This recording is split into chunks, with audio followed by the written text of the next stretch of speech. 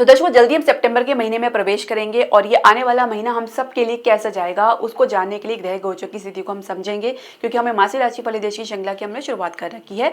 हमने अब तक आपको 6 राशियों के बारे में अलग अलग वीडियो में बता चुके हैं और यदि आपका कोई मिस हो गया तो प्लेलिस्ट में देख सकते हैं। आज की इस वीडियो में चर्चा करेंगे 7वीं राशि तुला राशि के बारे में, उनके लिए आने वाला सितंबर का महीना कैसे रहेगा, क्या प्रभाव आपको अपने जीवन के प्रत्येक क्षेत्र में देखने को मिलेगा, फिर वो चाहे स्वास्थ्य क्यों ना हो, शिक्षा करियर क्यों ना हो, कार्य क्षेत्र का माहौल क्यों ना हो, व्यवसाय बिजनेस की संभावनाएं क्यों ना हो, या प्रेम संबंध या विवाह जीवन, इन सब के बारे में हम चर्चा करेंगे। साथ ही कुछ बताएंगे उपाय, तो वीडियो के अंत तक आप जरूर बने रहें। हरे कृष्ण दर्शकों, वैदिक एस्ट्रो केंद्र में आपका स्वागत है। मैं ज्योतिष आचार्य पूजा। तो तुला राशि वाले अपने जन्म राशि के अनुसार देख सकते हैं जो ग्रह गोचर की स्थिति बनने जा रही है वो इस प्रकार है। आप लगन के अनुसार भी देख सकते हैं। तो शुक्र आपके दशम भाव में गोचर कर रहे हैं कर्क राशि में, मंगल आपके द्वादश भाव में गोचर कर रहे हैं, राहु आपके पंचम भाव में गोचर कर रहे हैं, शनि आपके छठे भाव में गोचर कर रहे हैं और एकादश भाव में सूर्य, केतु और बुध गोचर कर रहे हैं। बृहस्पति आपके भाग्य स्थान पे गोचर कर रहे हैं। आप इसमें कुछ परिवर्तन देखेंगे। मंगल जो है 13 सितंबर को तुला राशि में यानी आपके लगन भाव में आ जाएंगे। शुक्र 15 सितंबर को सिंह राशि में प्रवेश कर जाएंगे यानी एकादश भाव में आ जाएंगे। परंतु यहाँ पे शुक्र की युति रहेगी सूर्य, केतु और बुध के साथ, और बुध उसी दिन राशि परिवर्तन करके द्वादश भाव में चले जाएंगे यानी कन्या राशि में प्रवेश कर जाएंगे। यहाँ पे बुध की अवस्था उच्च की रहेगी। सूर्य 17 सितंबर को राशि परिवर्तन करेंगे कन्या राशि में यानी द्वादश भाव में प्रवेश कर जाएंगे। यहाँ पे बुध केतु के प्रभाव से मुक्त होंगे यानी ग्रहण के प्रभाव से, ग्रहण दोष से मुक्त होंगे। अब ये आपके जीवन में क्या प्रभाव लेकर आएगा, देखिए दर्शकों, शुरुआत करेंगे आपके स्वास्थ्य से। तो रात के साथ साथ थोड़ी शंका देखी जा सकती है। हालांकि राहु जो है आपके पंचम भाव में गोचर कर रहे हैं तो एक निर्णय लेने की क्षमता और एक प्रकार से शंका की स्थिति आपके मन में देखी जा सकती है, जिसकी वजह से आप छोटी छोटी समस्याओं को भी बड़ा समझ के अपने दिमाग में घुमा सकते हैं। मंगल द्वादश भाव में गोचर कर रहे हैं तो कहीं ना कहीं रक्त विकार की समस्या, चोट इत्यादि का भय या बीपी की समस्या आप देख सकते हैं। सूर्य के साथ केतु और बुध का होना स्किन से रिलेटेड प्रॉब्लम और कहीं ना कहीं कॉन्फिडेंस में कमी देख सकते हैं। पिता के साथ कुछ ना कुछ आप वाद विवाद देख सकते हैं या अपने सोशल सर्कल में या अपने मित्रों के साथ भी कुछ तनाव या अटैचमेंट देख सकते हैं। शुक्र का एकादश भाव में जाना तो ये भी एक प्रकार से कुछ आर्थिक समस्या को दर्शाता है, जिसकी वजह से कुछ संबंधों को लेकर, कुछ आर्थिक समस्या को लेकर, कुछ मानसिक स्तर पर आप स्ट्रेसफुल हो सकते हैं। तो ऐसे में आपको योग मेडिटेशन जरूर करना है, ध्यान आपने ज़रूर लगाना है और तभी आपको अपने लाइफ में फोकस बनाने में आप सक्षम होंगे।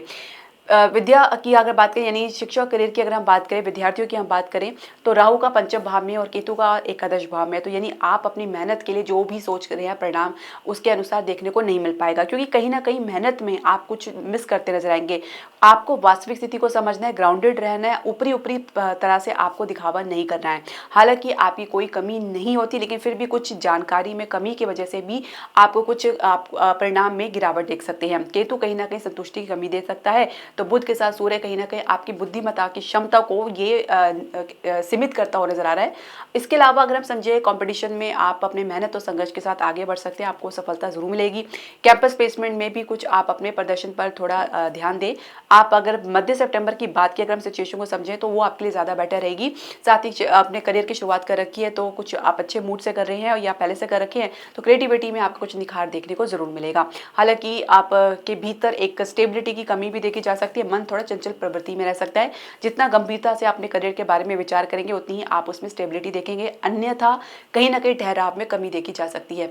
बिजनेस व्यापार को अगर माफ कीजिएगा कार्य क्षेत्र के माहौल को यदि हम समझे, जो पहले से नौकरी पेशा लोग हैं उनके लिए कैसा रहेगा। दशम भाव में शुक्र का होना कहीं ना कहीं आपके काम में एक विविधता देखने को मिल सकती है, निखार देखने को मिल सकता है, परंतु कहीं ना कहीं लाभ को लेकर शंकित रहेंगे। साथ ही अधिकारी के साथ भी संबंध में कुछ आपको मनमुटाव, शंका या कुछ गिरावट देखने को मिल सकती है। मिसअंडरस्टैंडिंग ही इसकी वजह हो सकती है, या कम्युनिकेशन गैप भी देखा जा सकता है। दोनों की वजह से एक डिस्टेंस क्रिएट होता नजर आ रहा है। हालांकि मध्य सितंबर के बाद की स्थिति थोड़ी सी बेहतर तो नजर आएगी, इसमें थोड़ा समय जरूर लगेगा, लेकिन फिर भी कहीं ना कहीं नुकसान या काम में गिरावट आपको देखने को मिल सकती है और जिसकी वजह से भी ये जो संबंध है वो तनावग्रस्त थोड़ा लंबे समय तक चल सकते हैं। इसके अलावा आप किसी लंबे दूरी की यात्रा पे भी जा सकते हैं और नई जॉब के लिए प्रयास कर रहे हैं तो आपको अपनी इस मेहनत के आधार पर, अपनी संघर्ष के आधार पर आपको सफलता जरूर मिलेगी। इसके अलावा स्थान से बाहर भी आपको कई मौके मिल सकते हैं और साथ ही कुछ यात्रा के अवसर आपको मिलेंगे। ग्रोथ के लिए अगर आप प्रयास कर रहे हैं, प्रमोशन के लिए या आप लाभ के लिए प्रयास कर रहे हैं तो स्थिति थोड़ी सी आपकी विपरीत बनी हुई है। मध्य सितंबर के बाद शुक्र का केतु के साथ एकादश भाव में होना तो आपने कहीं आपके भीतर ही कहीं ना कहीं लाभ प्राप्ति के लिए कुछ ज़्यादा उम्मीदें बनती दिखती हुई नजर नहीं आएंगी।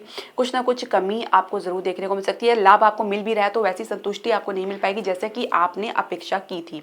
थोड़ा सा आपको सतर्क रहने की आवश्यकता है, क्योंकि कहीं ना कहीं केतु जो है अपनी एनर्जी में कभी कभी बहुत तीव्र परिणाम देता है और आपकी सोच बहुत ज़्यादा अनप्रिडिक्टेबल हो जाती है। तो ऐसे में आप अपने आसपास के लोगों के साथ कहीं ना कहीं कुछ तनाव या कुछ गिरावट देख सकते हैं संबंधों में।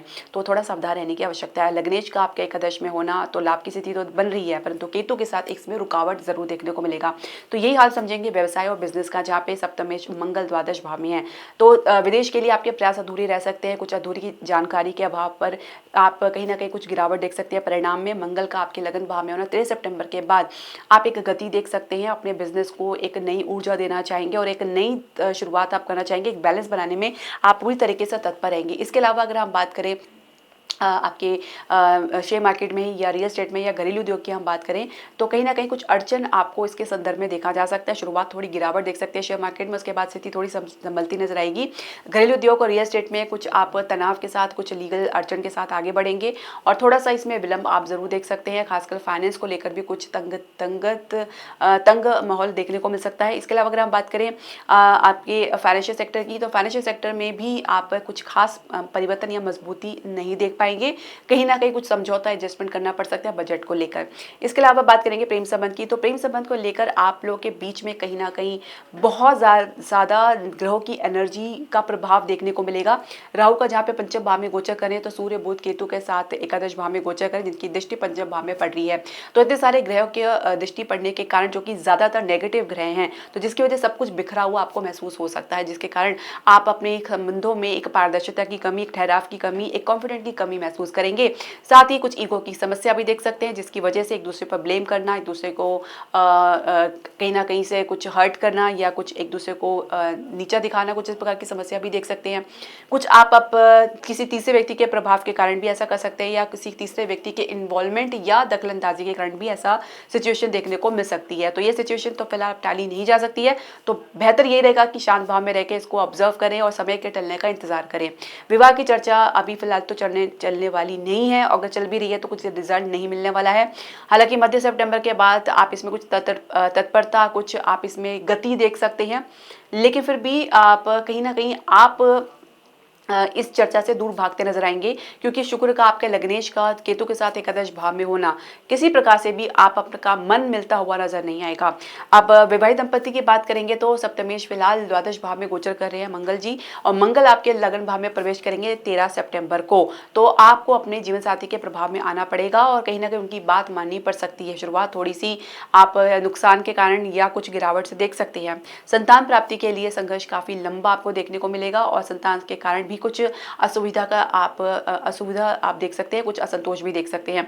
तो उपाय क्या करना है, देखिए सप्तमेश के लिए आपको मंगल को मजबूती देनी है। प्रत्येक मंगलवार को हनुमान जी के दर्शन करें, लाल वस्तु का दान करें और गाय को मीठी रोटी खिलाएं। इसके अलावा शुक्रवार वाले दिन आप चाहें तो गाय को सेवा कर सकते हैं।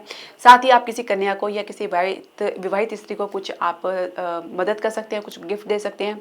श्री सूक्त का पाठ कर सकते हैं विष्णु जी के समय, तो आपके जीवन में दाम्पत्य जीवन में सुख आएगा, समृद्धि आएगी। साथ ही आपके व्यापार में, आपके पर्सनल लाइफ में भी एक ग्रोथ देखने को मिलेगा।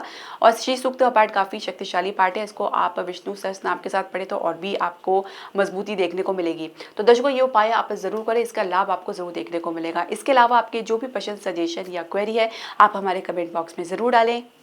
हरे कृष्णा।